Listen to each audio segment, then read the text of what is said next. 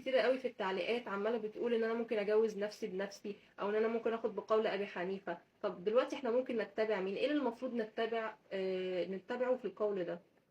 اولا بس انا عايز اعرف، هو احنا المفترض ماشيين على انهي مذهب؟ احنا ماشيين على انهي مذهب؟ عندك رد؟ احنا المفروض ناخد بالمذهب مين؟ السؤال بقى، ابو حنيفه كان ماشي على مذهب مين؟ عارفه؟ لا. مفيش رد، صح؟ ممكن تقولوا لنا حضراتكم ابو حنيفه كان ماشي على مذهب مين؟ طيب في مصر عندنا بيقول لك زوجتك ابنتي وموكلتي على مذهب الامام ابي حنيفه النعمان، صح؟ طب ابو حنيفه اتجوز على مذهب مين؟ ابو حنيفه عندك رد؟ لا. عندكم رد؟ لما تعرفني ابو حنيفه اتجوز على مذهب مين عشان اقول لك. ده رقم واحد. رقم اتنين، هو انت بتتبع ابي حنيفه ولا بتتبع دليل ابي حنيفه؟ الامام ابو حنيفه عالم من علماء المسلمين لم يختلف اثنان في ذلك. والشافعي قال كل من اتى في الفقه عيال على ابي حنيفه. مساله منتهيه. الشافعي، شايف الشافعي ده بيقول ايه على ابي حنيفه؟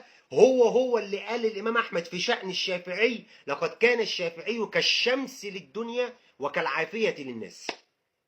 شوف الشمس دي بتقول ايه؟ بتقول على ابي حنيفه كل من اتى في الفقه يعلى على ابي حنيفه. طب سؤال، احنا بنتبع ابو حنيفه عشان هو ابو حنيفه والشافعي عشان هو الشافعي، ولا علشان الدليل الذي عندهم؟ عشان الدليل. عشان الدليل الذي عندهم. مفيش حد من العلماء دول جه قال لك اتبعني وامشي ورايا تقليد اعمى. كله قال لك انظروا الى اقوالي فان وافق الكتاب فبها وان خالف فاضربوا به عرض الحائط، ولع فيه ما يلزمكش. دول كان العلماء وكان الافاضل. والمساله اللي الناس كاتباها لي تحت في التعليقات: يا اخوانا انا جوزت نفسي بدون ولي وانا باخد بمذهب ابي حنيفه. طب انت عارفه دليل ابو حنيفه ايه في المساله؟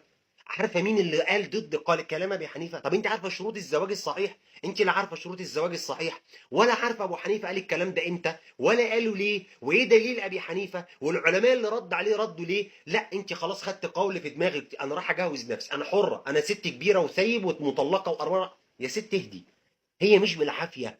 احنا مش ماشيين بفقه ابو دراع اللي عضلاته اكبر هو اللي بيجوز الناس، مش كده. هي احنا عندنا دين، عندنا شرع، عندنا اتباع. شروط الزواج الصحيح: رقم واحد التعيين، يكون انت الراجل ده والست ده شايفين بعض يا ابني، هتتجوزوا خلاص خلصنا. رقم اتنين الرضا، مفيش حاجه اسمها اجبار. مفيش حاجه اسمها انا هجبر بنتي، وهنتكلم بعد كده في فيديو عن حكم اجبار الزوجه او اجبار البكر الصغيره او اجبار الثيب. باجماع اهل العلم عقد فاسد لو في اجبار. فاسد. والنبي رد النكاح ده، قال الحقها، رجعها. ما عندناش اجبار يا راجل، ده احنا في الشريعه ما عندناش اجبار نجبر المشركين والكفار ان يدخلوا عندنا في شريعتنا. لا اكراه في الدين. فانت راح تكرهها على الزواج، وتيجي بعد كده تبص للي بتحبه وكل ما تفتكره، وفي الاخر تمشي معاه في الحرام وتبقى متجوزه اتنين وتحمل من ده وتحمل من ده، وجوزها يكتشف ويطلق ويقتلها، ونجري ورا بعض بقى في الجنايات ومحاكم الاسره، ونفضل بقى وتقوم طار بين الاسر وبين العائلات. بسبب ايه؟ بسبب قرار ظالم ومفتري منك. زوج بنتك للي بتحبه ان كان راجل دين وتقي وعلى خلق وعلى صلاح. والحديث اللي بيقول اذا جاءكم من ترضون دينه وخلقه فزوجوه، ماشي، هو حديث معلول وضعيف، لكن يعني يشهد له الواقع اللي احنا عايشينه. يشهد له الواقع. طب مين هم اصلا اولياء المرأة؟ جماهير اهل العلم ان اولياء المرأة هم العصبات. يعني ايه؟ بس لحظة واحدة، ايه العصبات دي؟ العصبات دي يعني من الازر والشد والاحاطة والقوة. قالوا ان هم اقارب الزوج، انا اسف، اقارب الزوجة من جهة الاب. يعني مثلا ابوها، اخوها، عمها، ابن عمها، جدها، اللي هم الرجالة اللي هم تبع ابوها. ابو حنيفة قال لهم لا. ابو حنيفه قال لهم الولي بينفع يكون من اقارب الام ومن اقارب الاب، لان مفيش دليل شرعي او لغوي بيقول بيحصر الولي في اقارب الاب بس. لا عادي.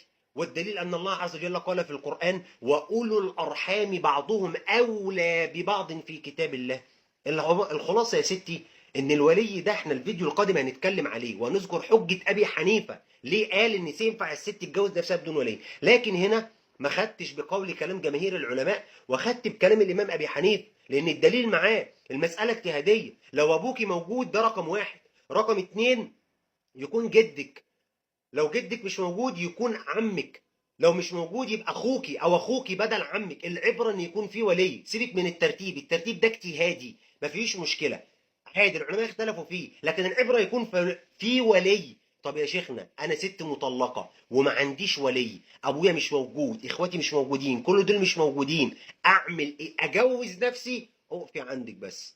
قبل ما تجوزي نفسك عارفة اللي بتزوج نفسها حكمها ايه في الشرع؟ ده اللي احنا هنعمله الفيديو القادم، وهنقول حجة ابي حنيفة. حجتك ايه يا ابي حنيفة؟ وانا هعرض لك الاقوال بدليل من القرآن ومن السنة. وبعد الفيديو ده هكون اقمت حجة الله عز وجل عليك، عشان ما تجيش بقى شيطانك يضحك عليكي وتقولي لا اصل انا باخد بكلام ابي حنيفة. قسما بالله ابو حنيفة يوم القيامة يتبرأ امام الله منك ومن افعالك، يقول يا رب انا اجتهدت واخطأت وخالفني جماهير العلماء في المسألة، وكل من اتبع قولي وتبين له الحق انا يا رب بريء منه. بس كده خلصنا. يا ريت بقى تشارك الفيديو ده مع غيرك، وشاركه وشيره، وتابعنا عشان الفيديو القادم هنذكر كلام ابي حنيفة بالدليل، وهل هو صواب ام جانبه الصواب رحمه الله رحمة واسعة. شكرا. السلام عليكم ورحمة الله وبركاته.